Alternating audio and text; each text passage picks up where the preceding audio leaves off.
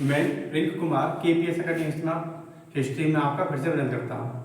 और अलाउद्दीन खिलजी के आर्थिक सुधार। अलाउद्दीन खिलजी ने आर्थिक सुधार क्या क्या किया था, ठीक है। एक तो किया था आपका दो आर्थिक सुधार किए थे, आपका बाजार नियंत्रण और राजस्व का सुधार, ठीक है। बाजार नियंत्रण में 3 करे थे, मंडी या गल्ला व्यापार, दूसरा सराय दर। ये क्वेश्चन बहुत पूछा जाता है कि सराय दर क्या है। तो सराय दर क्या था कि निर्मित वस्तुओं का बाजार था। बहुत क्वेश्चन पूछा जाता है ये, ठीक है। ये क्वेश्चन बहुत पूछा जाता है, सराय दर या सराय अदर क्या था। तो ये क्या था, निर्मित वस्तुओं का बाजार था। और तीसरा दासों, घोड़ों व पशुओं का बाजार, क्योंकि एक नंबर था अलाउद्दीन खिलजी के सुधार, आर्थिक सुधार थे, राजस्व का सुधार और दूसरा बाजार नियंत्रण। बाजार नियंत्रण में मंडी, गल्ला व्यापार और सराय दर, निर्मित वस्तुओं का बाजार और घोड़े और दासों का, पशुओं का बाजार था, ठीक है। बाजार, ठीक। अब इसमें कि सुल्तान अलाउद्दीन खिलजी के आर्थिक सुधारों का उद्देश्य क्या था। सुल्तान की जो आर्थिक सुधार का जो उद्देश्य था, अलाउद्दीन खिलजी का सुधार का उद्देश्य था कि स्थायी सेना का गठन करना और राजकोषीय संपत्ति को बढ़ाना, उसके बाद में जो इसकी महत्वाकांक्षा थी उनको पूरा करना, और साम्राज्यवादी महत्वाकांक्षा थी उसको पूरा करना, और जो विद्रोह की प्रवृत्ति पर उनको अंकुश लगाना। क्या क्या उद्देश्य थे इसका। एक तो राजकोषों की आय में वृद्धि करना, ठीक है, एक उद्देश्य था इसका, राजकोष की आय में वृद्धि करना। दूसरा सेना संगठन करना, और संगठन करने के बाद में सेना को स्थायी रखना और विशाल रखना। और आपका चौथा था इसका विद्रोह प्रवृत्ति पर अंकुश, जितने विद्रोह होते उन पर अंकुश लगाना और साम्राज्यवादी महत्वाकांक्षा को पूरा करना। ये अलाउद्दीन खिलजी के आर्थिक सुधार थे। किसके? अलाउद्दीन खिलजी के आर्थिक सुधार थे। तो ये क्वेश्चन पूछा जाता है कि अलाउद्दीन खिलजी के आर्थिक सुधार क्या थे। तो क्या थे? राजस्व का सुधार और बाजार नियंत्रण। तो इसमें क्या करता है एग्जामिनर कि राजस्व सुधार दे देता है, उसके बाद में 3 ऑप्शन ये दे देता है कि निम्न में से अलाउद्दीन खिलजी के आर्थिक सुधार इनमें से कौन सा है। तो 3 ऑप्शन दे दिया, मंडी, गल्ला व्यापार, सराय दर, निर्मित वस्तुओं का बाजार, दासों, घोड़ों में पशुओं का बाजार। तो ये दे दिया। उसके बाद में या इसको दे देता है, या इसको दे देता है, या इसको दे देता है, क्योंकि ऐसा एग्जामिनर फंसाता है कि इनमें से कौन सा है और इनमें से कौन सा नहीं है।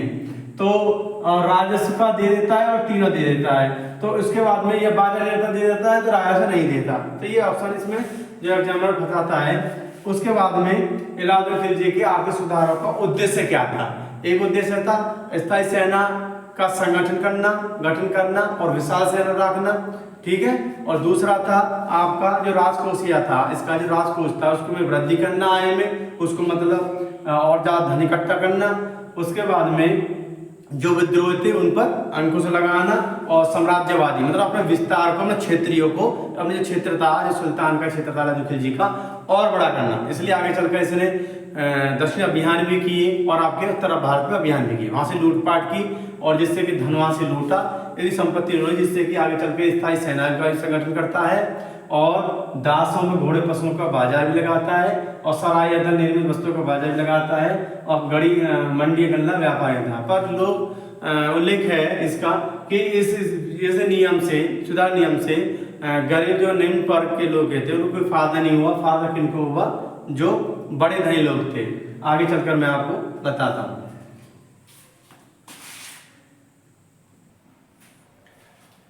अब राजस्व सुधार अलाउद्दीन खिलजी। नंबर 1, सुल्तान के विभिन्न, क्योंकि जो सुल्तान के विभिन्न क्या था, जो पहले था कि सुल्तान के दरबार में काफी लोग थे, जिससे कि दरबार में मुफ्त में जमीन दे देते थे। संतों की मुफ्त जमीन, या छोटे जमींदार थे उनके लिए मुफ्त में जमीन, और या पेंशन के रूप में मुफ्त में जमीन। तो ये उपहार के रूप में या इनाम के भेंट में या जमीन या मुफ्त जमीन, तो ये हिसाब था। तो इसने क्या सोचा, जितनी भी ये मुफ्त जमीन है, ठीक है, इन मुफ्त जमीन को इसने वापस ले लिया। ये क्वेश्चन पूछा जाता है कि निम्न में से किस सुल्तान ने जो सुल्तान दरबार में जिन लोगों के लिए मुफ्त जमीन मिली थी उसे सुल्तान के माध्यम से मुफ्त जमीन मिली थी जलालुद्दीन फिरोज से या उससे पहले भी। तो वापस किसने ले लिया था, और वापस करने के बाद में इसने कौन सी भूमि का खालसा भूमि घोषित कर दिया। तो ये कौन सा सुल्तान था, कौन सा सुल्तान था, अलाउद्दीन खिलजी। और उसके बाद में कि जो खुद या मुकद्दम या चौधरी जो छोटे जमींदार होते थे, तो उनका एक हिसाब था कि छोटे जमींदार होते थे तो वंशानुगत, ठीक है, उसके लड़का के बाद में दूसरा लड़का, लड़का के बाद में दूसरा लड़का, एक पीढ़ी दो पीढ़ी चलता रहता था, जो लगान वसूल करते थे। और ये जो लगान वसूल करते थे, ये गांव से लगान वसूल करते थे, और लगान वसूल करने के बाद में जो बड़े सूबेदार होते थे, जो बड़े जमींदार होते थे, उनके लिए दिया जाता। इनका काम क्या था कि गांव के जो लोग हैं उनको गांव में से भू राजस्व वसूल कर अधिकारी को देते थे, और इसके बदले में उन्हें जो कमीशन प्राप्त होता था, उस कमीशन को बोला जाता है हाके खेती। ये कुछ समय रहता है कि जो छोटे जमींदार थे, बड़े जमींदारों को गांव से भू राजस्व वसूल करके देते थे, तो वो भू राजस्व था, तो उसका क्या नाम था, हाके खेती। ठीक है, क्या बोल रहे थे, हाके खेती कहा जाता था। इन्हीं लगान या राजस्व के छूट देने का, क्योंकि इन लोगों को लगान में राजस्व में छूट और आपका अधिकार भी था, राजस्व में छूट देने का अधिकार भी था, लगान में राजस्व देने का बनाया था। किनको, वो खुद मुकद्दम चौधरी छोटे जमींदार होते थे।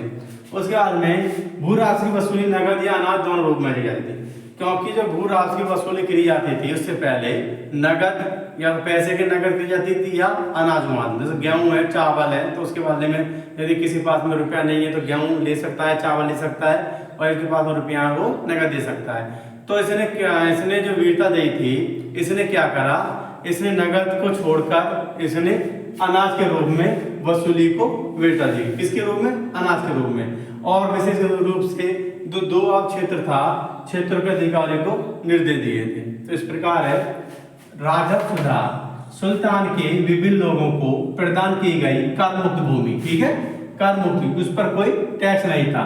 जमीनें मिल्क या इनाम बेट पर, या तो इनाम के बेट पर या कर मुक्ति, उस पर कोई कर नहीं था, या इनाम बेट को दरबार में सुल्तान बैठता तो अच्छा काम कर देता, कभी शांति या सैनिक, तो उसको कह देता कि आपके 2 बीघा आपके लिए मेरी तरफ से, 4 बीघा आपके मेरी तरफ से है, इस पर कोई आपको टैक्स नहीं देना पड़ेगा। तो जो ऐसी भूमि थी उपहार के रूप में, तो ये थी वक्फ, ठीक है। ये क्वेश्चन पूछता है कि वक्फ क्या है, तो ये धार्मिक सेवा के बदले में, जो धार्मिक सेवा के बदले में भूमि दान दी जाती थी, उसको क्या बोलते हैं, वक्फ। उसके बाद में इहारत, ठीक है, इहारत क्या था, जो पेंशन के रूप में, ठीक है। ये क्वेश्चन ध्यान रखना, ये काफी इंपोर्टेंट है। वक्फ धार्मिक सेवा के बदले और इहारत पेंशन के रूप में बदले, ठीक है। ये ऑप्शन क्या है कि ये देता कि वक्फ क्या है, तो इसमें ऑप्शन दे देगा अलग अलग। तो ये आपको पता है कि वक्फ एक धार्मिक सेवा के बदले में, इहारत पेंशन के रूप में बदले में। तो ये ऑप्शन, ये ऐसे जो ऐसे क्वेश्चन है, ये एनसीईआरटी के क्वेश्चन है सभी, ठीक है। एनसीईआरटी के बुक में से क्वेश्चन है, और आपके जो थॉराइड जो बुक है उसमें से ये मैंने आपको मैं पढ़ा रहा हूँ। इसमें कोई ऐसा एक्स्ट्रा नहीं है, या ऐसा नहीं कि मैं अपनी तरफ से, क्योंकि जैसे किताब में पॉइंट आते हैं उसके अनुसार मैं आपको बताता हूँ। या ये जो मैं पढ़ा रहा हूँ मध्यकालीन भारतीय इतिहास, पहले गुलाम वंश का रहा था, उसके बाद में खिलजी वंश कर रहा हूँ, मैं वीडियो बना रहा हूँ। इसमें ऐसा कोई नहीं है, ये सभी ऐसे क्वेश्चन है एनसीईआरटी बेस्ड, जो कि एग्जाम में कोई सा भी एग्जाम लेके हाई लेवल से लो से, क्योंकि मैं एक तरफ से कर रहा हूँ, ऐसा नहीं कि हाई लेवल का पढ़ाऊँ मैं।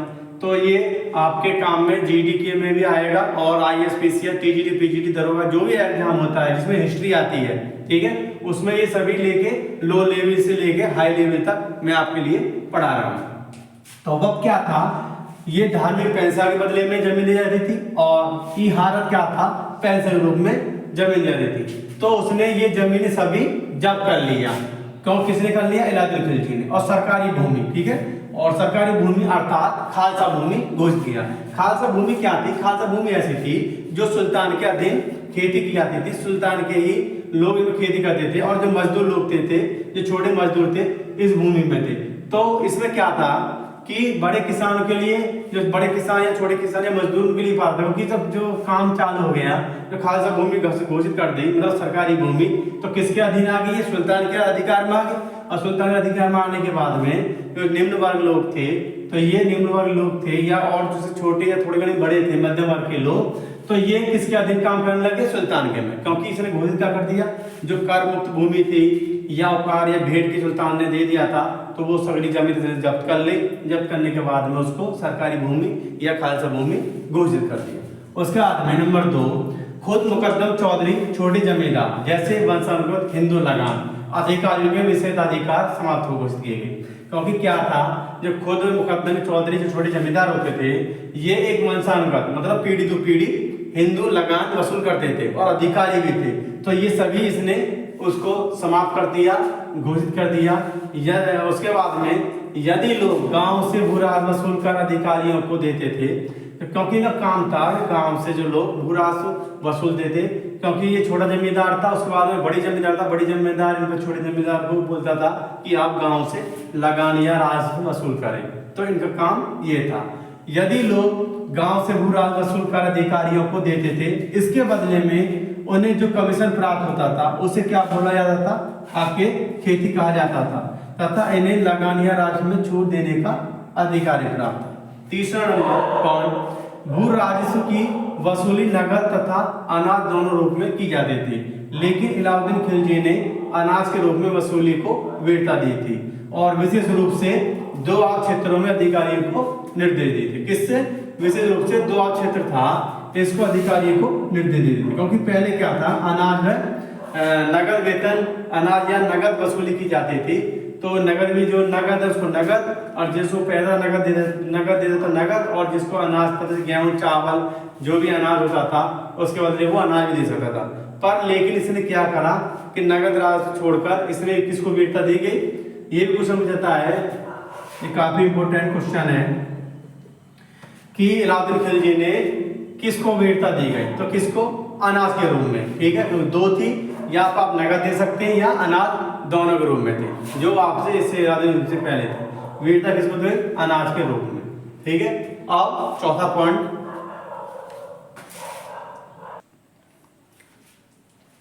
इसने चौथा पॉइंट, भूमि माप के आधार पर राजस्व वसूल करने वाला पहला सुल्तान था। कौन? इलाउद्दीन।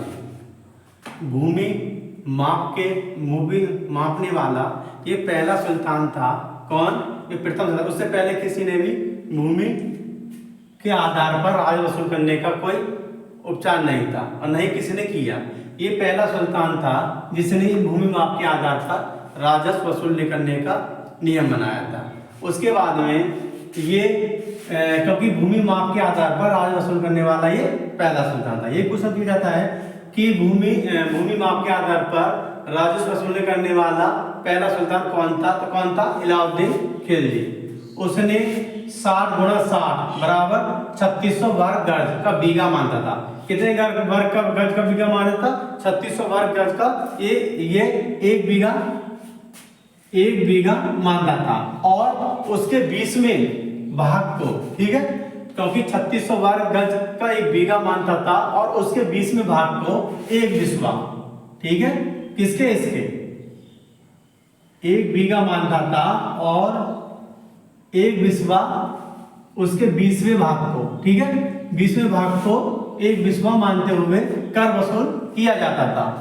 बिस्वा को ही इकाई घोषित किया था। बिस्वा को क्या करना था? घोषित इकाई घोषित किया था, लेकिन भूमि माप हेतु कोई मापक नहीं घोषित कर पाया था। सुल्तान ने भू राजस्व की उस प्रथा को भी मान्यता दी जिसे नस्क और कनकूर प्रथा दी जाती है। इसको प्रथा क्या दी है? नस्क और कनकूर प्रथा को की दी जाती है, उसी को भी इसने इलाउद्दीन खिलजी ने मान्यता दी थी। उसके बाद में जब सुल्तान ने अपना अनाज की वीरता के रूप में, जब सुल्तान ने 2 था, या नगद कर या नगद के रूप में या अनाज के रूप में, तो इसने वीरता किसको दी? अनाज के रूप में। जब सुल्तान ने अपना अनाज वीरता के रूप में राजस्व की वसूल करे सुल्तान द्वारा लगाई गई व्यवस्था, क्योंकि जब अनाज के रूप में, तो इसने क्या रहा? राशनिंग व्यवस्था। राशनिंग व्यवस्था कैसे होती थी? जो राशन, जो आज का वर्तमान है, जैसे किसी भी डीलर के पास में राशन लेने जाते हैं, उसको प्रायर को लेकर किताब होती है, और उसके बाद में उसके सदस्यों के अनुसार ही वो उसकी आवश्यकता के अनुसार हर एक महीना मिलता है, तो उसके सदस्य लोग रहते हैं उसकी जरूरतमंदों के आधार पर राशन मिलता था। और इसी के साथ इसने राशन दुकानें खोली और सरकारी गोदाम बनाए। किसने? इलाउद्दीन खिलजी ने। ये भी क्वेश्चन पूछा जाता है कि राज्य व्यवस्था किसने चालू करी थी? इलाउद्दीन खिलजी ने। राशन कार्ड की व्यवस्था किसने करी थी? इलाउद्दीन खिलजी ने। सरकारी गोदाम की व्यवस्था अनाज संग्रह करने के लिए किसने किया था? इलाउद्दीन खिलजी ने। नस्ल कनकुल प्रथा की जो मान्यता दी थी किसने दी थी? इलाउद्दीन खिलजी ने। और इसका जो सुल्तान का 36 वर्ग गज का एक बीघा मानता था, क्योंकि 36 वर्ग गज का एक बीघा मानता था। किसने माना था? किसने बनाया था? इलाउद्दीन खिलजी ने। उसके 20वें भाग को एक विस्वा कहा जाता था, क्योंकि इलाउद्दीन खिलजी की राज व्यवस्था थी। जो 36 वर्ग गज का बीघा मानता था, उसका जो 20वां भाग है ये को एक विस्वा मानता था। ये विस्वा कौन मानता था? इलाउद्दीन खिलजी। ठीक है। और इसने एक बात और है, ध्यान रखना, किसी भूमि माप के आधार पर तो वसूला था, पर ऐसा कोई इसने मापक या ऐसा कोई पैमाना नहीं बनाया था जो किताबों में या कहीं पर उल्लेख इसका है, क्योंकि स्पष्ट है कि ऐसा कोई मापक नहीं घोषित कर पाया था। ये कौन? इलाउद्दीन खिलजी। पर इकाई को ही घोषित किया था, विस्वा की जो इकाई है उसी को घोषित किया था। और आपका जो सुल्तान था, राशन कार्ड, आपका राशन कार्ड है, राशनिंग व्यवस्था के बारे में, मतलब उसने शुरुआत किसने की थी? इलाउद्दीन खिलजी ने। और इसने सरकारी गोदाम बनाए। तो इस प्रकार देखें, जब सुल्तान ने अनाज की वीरता के रूप में राजस्व की वसूली करी, तो सुल्तान द्वारा लगाई गई व्यवस्था राशनिंग व्यवस्था, ठीक है, राशनिंग व्यवस्था, लोगों को राशन कार्ड जारी किए गए थे और राशन कार्ड के निर्धारित मात्रा के अनुसार लोगों को जरूरत के समय अनाज वितरित किया जाता था। और अनाज संग्रह करने के लिए सरकारी अनाज गोदाम स्थापित किया था। ठीक है, सरकारी गोदाम स्थापित किया था किसने? इलाउद्दीन खिलजी।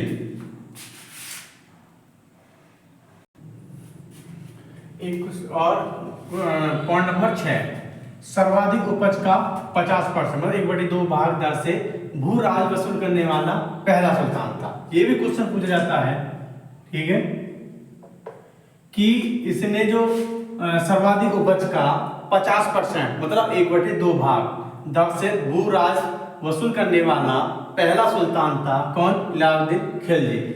इसके अतिरिक्त इसने 2 कर, ठीक है, ये भी क्वेश्चन इंपोर्टेंट है, 2 कर, चरी कर और घरी कर। ठीक है, चरी कर पशु कर पर कर लगाया था, उसके बाद घरी कर गृह पर कर लगाया था। 2 कर नामक कर वसूल किए थे इसने, घरी चरी कर और घरी कर। उसके बाद में इसने जजिया, जकात और खुम्स आदि कर भी वसूल किए थे। कौन कौन सा?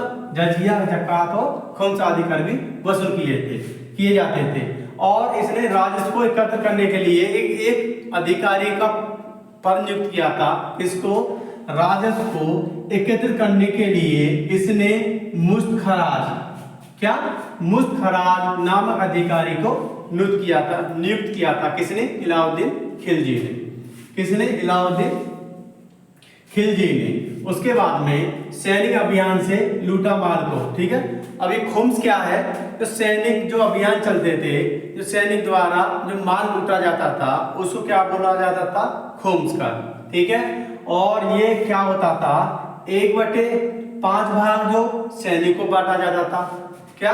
1/5 भाग सैनिक को बांटा जाता था और 4/5 भाग राजकोष में जमा होता था। जो राजकोष था सुल्तान का, 4/5 भाग राजकोष में और 1/5 भाग सैनिक में बढ़ा था। इससे पहले क्या था? 1/5 भाग आपका राजकोष में और 4/5 भाग सैनिक के। तो ये था, परंतु सुल्तान इलाउद्दीन खिलजी ने ये उल्टा कर दिया, 1/5 भाग तो दे दिया सैनिक को और 4/5 भाग दे दिया सुल्तान को। क्योंकि इलाउद्दीन खिलजी क्या चाहता था? इलाउद्दीन खिलजी का जो उद्देश्य था, मतलब साम्राज्य को विस्तार करना, सेना को स्थायी रखना, विशाल रखना और जो विद्रोह था उसको दबाना। ये क्या उद्देश्य थे इलाउद्दीन खिलजी के। उसके बाद में इलाउद्दीन खिलजी ने अधिकारियों के एक नया अधिकारी पद नियुक्त किया था, राशि अथवा गबन राशि वसूल करने हेतु। क्वेश्चन पूछा जाता है कि इलाउद्दीन खिलजी ने कौन सा नया पद नया पद स्थापित किया था, नया पद नियुक्त किया था, ये नया पद बनाया था, उसका नाम है दीवाने मुस्खरात। या ऊपर ऑप्शन में दे देगा दीवाने मुस्खरात क्या है। तो दीवाने मुस्खरात क्या था कि जो अलाउद्दीन खिलजी की जो राशि थी, क्या कि उसके जो सूबेदार थे, जो तुर्क सरदार थे या अमीर लोग थे, तो जो ये बना वसूल करने के लिए गांव में जा जाकर जो छोटे जमींदार थे, बड़ी जमींदार थे, तो क्या करते थे, वो जो किस्त मिलती थी या जो धनराशि मिलता था, तो वो दिल्ली के दरबार में नहीं पहुंचता था, मतलब अलाउद्दीन के पास नहीं पहुंचता था। तो इसी कारण इसको पता पड़ा कि राजस्व वसूली ठीक करी जा रही है, जिससे कि सूबेदार, छोटे सूबेदार, बड़े सूबेदार, जमींदार है, वो दिल्ली मतलब मेरे पास तक नहीं आ रहा। तो इसी को ही रोकने के लिए इसने क्या करा, एक विभाग स्थापित किया, इसका नाम है दीवाने मुस्खरात नामक नया विभाग स्थापित किया था, नया पद। ठीक है, ये क्वेश्चन पूछा जाता है। और अलाउद्दीन खिलजी के समय सफलतापूर्वक राज सुधार लागू करने का श्रेय, ठीक है, जो सफलतापूर्वक राज सुधार लागू करने का जो श्रेय दिया जाता है अलाउद्दीन के शासनकाल में, किसको दिया जाता है, एक नायब वजीर था सर काइनी। ठीक है, ये क्वेश्चन तो बहुत ज्यादा पूछा जाता है कि नायब वजीर कौन था जिसने राज सुधार लागू करने के लिए श्रेय अलाउद्दीन खिलजी ने बताया था। तो किसको, नायब वजीर सर पे काइनी को दिया जाता है। नोट है, इसने डाक व्यवस्था, ठीक है, डाक व्यवस्था किसने करी थी, चालू अलाउद्दीन खिलजी ने। राशन कार्ड व्यवस्था किसने करी थी, अलाउद्दीन खिलजी ने। राजनीतिक व्यवस्था या राष्ट्रीय व्यवस्था अलाउद्दीन खिलजी ने। सरकारी गोदाम की व्यवस्था किसने चालू की थी, अलाउद्दीन खिलजी ने। ठीक है, और दो नए कर कौन से लगाए थे, चरी कर और घरी कर। उसके बाद में इसका उपज का कितने % लेता था, 50%, 1/2। ये प्रथम सुल्तान था जो सर्वाधिक उपज का 50% 1/2 भागीदार से भू राजस्व वसूल करने वाला पहला सुल्तान था। उसके बाद में इसने अन्य कर लगाए, जजिया कर, जकात कर, खुम्स कर। खुम्स कर क्या था, जो सेना किसी भाग में करती थी उस पर जो लुटा हुआ माल को खुम्स कर कहा जाता है। ठीक है, जजिया कर और जकात कर ये गैर मुस्लिम और एक मुस्लिम कर था। ठीक है, तो इसमें कितने 1/5 सैनिक को दिया जाता था, क्योंकि ज्यादा, क्योंकि इसको उद्देश्य था स्थायी सेना, विशाल सेना, और 4/5 राजकोष में जमा होता था।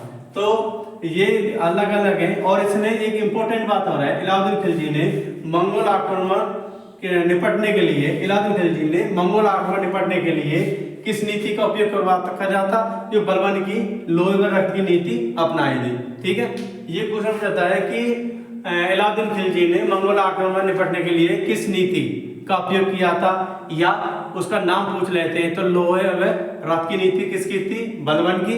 तो इसने ही बलबन की रक्त और लोहे और रक्त की नीति अपनाई थी मंगोलों के आक्रमण से निपटने के लिए। किसने, अलाउद्दीन खिलजी ने, ये अलाउद्दीन खिलजी ने।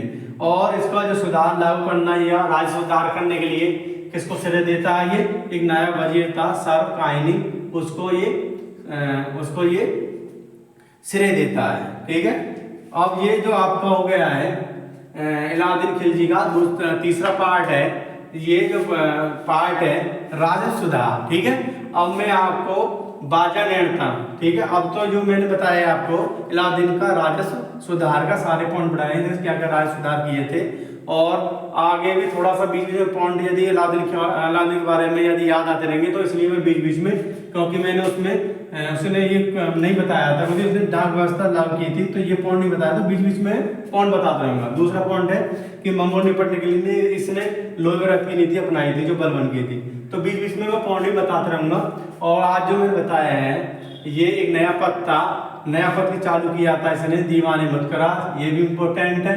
और राजस्व करने के लिए इसने मुस्खराज नाम का एक अधिकारी नियुक्त किया था, ये भी इम्पोर्टेंट है। 2 कर लगाए थे, चरी कर और घरी कर। घरी कर मकान कर पर टैक्स लगता था, चरी कर पशु पर टैक्स लगता था, चारा था। ठीक है, ये भी एक नया क्वेश्चन है। और आपका जजिया कर और जकात कर और खम्स कर, ये आदि कर भी इसने ये वसूल करता था, जजिया कर और जकात कर और खुम्स कर। खुम्स कर तो आपको पता ही है कि ये लूटा हुआ माल को खुम्स कर कहा जाता था, और जकात एक गैर मुस्लिम था और एक मुस्लिम करों से लिया जाता था। ठीक है, तो KPS एकेडमी हिस्ट्री चैनल को लाइक करें, सब्सक्राइब करें, बेल आइकन प्रेस करें। धन्यवाद।